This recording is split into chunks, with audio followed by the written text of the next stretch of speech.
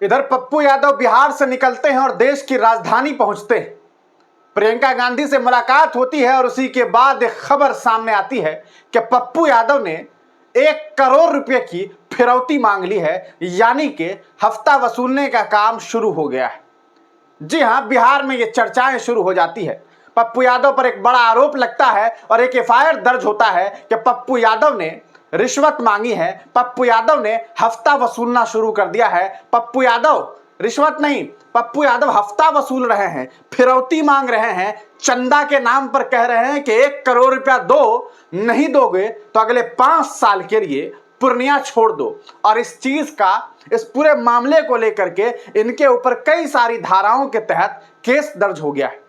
पप्पू यादव एक बड़े नेता के तौर पर उभरते हुए दिखाई दे रहे हैं, ऐसा आप तमाम लोग देख भी रहे हैं। लोग ये भी मांग कर रहे हैं कि बिहार में जो है कांग्रेस का कमान जो है वो पप्पू यादव को दे देना चाहिए। लेकिन इस बीच इतनी बड़ी खबर सामने आ गई है कि पप्पू यादव को खुद इस पूरे मामले पर सफाई देनी पड़ गई है।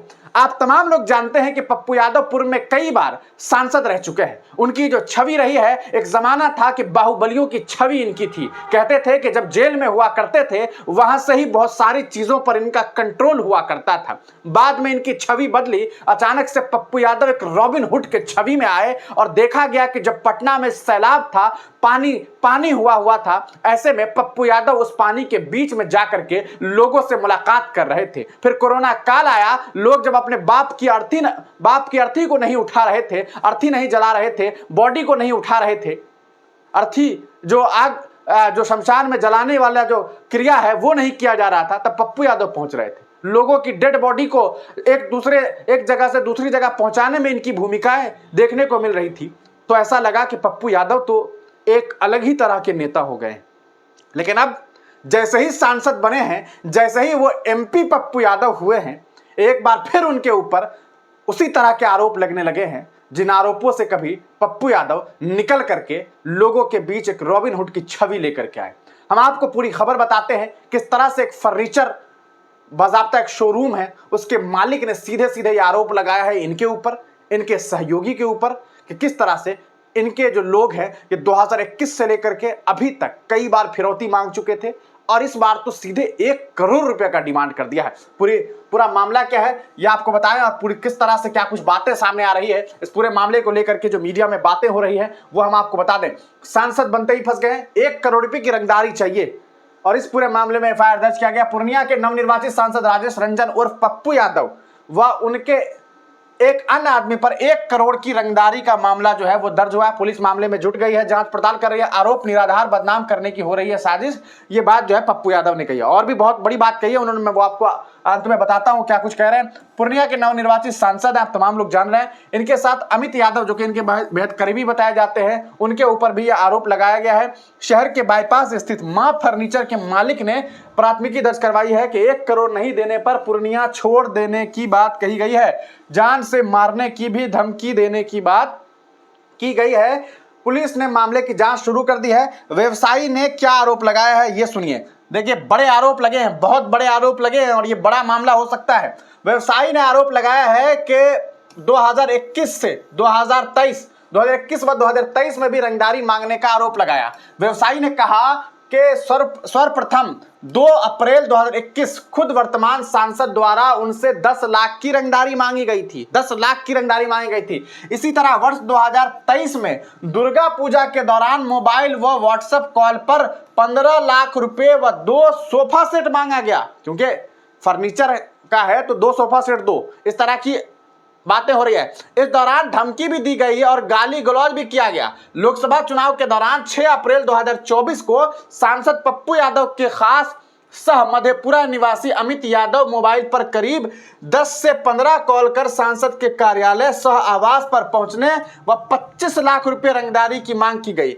इधर 4 जून को, इस महीने के यानी कि 4 जून को मोबाइल संख्या कुछ नंबर दिया गया, उस नंबर से फर्नीचर व्यवसायी के नंबर पर फोन करके यह धमकी दिया गया कि अगर 5 साल पूर्णिया में रहना है तो 1 करोड़ रुपया देना पड़ेगा, नहीं तो मारे जाओगे। इस तरह के आरोप जो है मां फर्नीचर के मालिक ने पप्पू यादव के ऊपर लगाया है।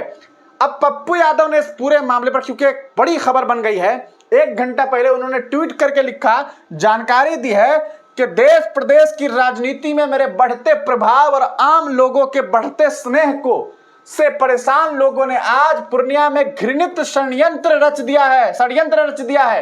एक अधिकारी और विरोधियों के इस साजिश को पूर्ण रूप से बेनकाब करेंगे। देखिए, एक अधिकारी यानी कि एक अधिकारी भी है और विरोधियों के इस साजिश को पूर्ण रूप से बेनकाब करेंगे, ये बात कही जा रही है। सुप्रीम कोर्ट के अधीन इसकी निष्पक्ष जांच करवाई जाए और जो दोषी हो उसे फांसी दे दी जाए, ये बात पप्पू यादव कह रहे हैं। यानी कि पप्पू यादव सीधे सीधे इस आरोप को निराधार बता रहे हैं और ये कह रहे हैं कि अगर मैं दोषी हूं तो मुझे फांसी पर चढ़ा दो, लेकिन इस पूरे मामले की सुप्रीम कोर्ट के जज से जांच करवा दो और उसके बाद जो कोई भी आरोपी हो उसे सजा दे दो।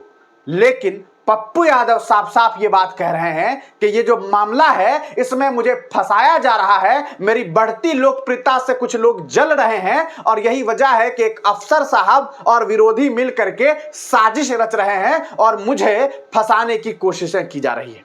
पप्पू यादव एक उभरते हुए चेहरा आज के दौर में आप देख रहे हैं। लगातार मांग भी हो रही है कि बिहार का कमान दे दिया जाए कांग्रेस का। यह भी खबर निकल करके आई कि पप्पू यादव जी कह रहे हैं कि अगर ऐसी बात है, अगर कांग्रेस चाहेगी तो मैं जो है इस्तीफा दे दूंगा और उपचुनाव लड़ लूंगा। बड़ी बड़ी बातें हो रही हैं। पप्पू यादव बड़े मशहूर नेता है, तमाम लोग जानते हैं, आज के नेता नहीं है। इससे पहले 3 बार वो जो है सांसद बन चुके हैं, निर्दलीय। जी हाँ, निर्दलीय 3 बार और सांसद बन चुके हैं, 4थी बार निर्दलीय चुनाव जीते। तो इतनी बड़ी बात है और इतने बड़े नेता है। पूर्व में इनकी छवि किस तरह की रही आप तमाम लोग जानते हैं।